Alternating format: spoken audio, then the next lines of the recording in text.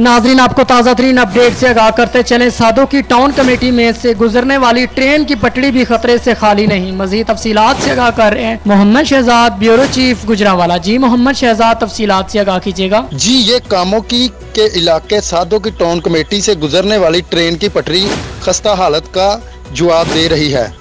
सादों की में ट्रेन की पटरी के नीचे से गुजरने वाला राजबा का पुल खस्ता हालत है, जो कि कभी भी किसी भी ट्रेन को बड़ा सानिया रूनमा हो सकता है। अहले इलाका ने रेलवे हुकाम को कई मरतबा इस शिकायत दर्ज करवाई हैं, मगर महकमा रेलवे इस दरख्वास्त पर गौर नहीं करता। अहले इलाका ने इस महकमे के वजीर शेख रशीद और वजीर आज़म इमरान खान से अपील की है कि जल्द से जल्द इस ट्रेन की पटरी के पुल को फौरी तौर पर ठीक करवाया जाए, ताकि कोई भी ट्रेन हादसा रूनमा हो से बच सके।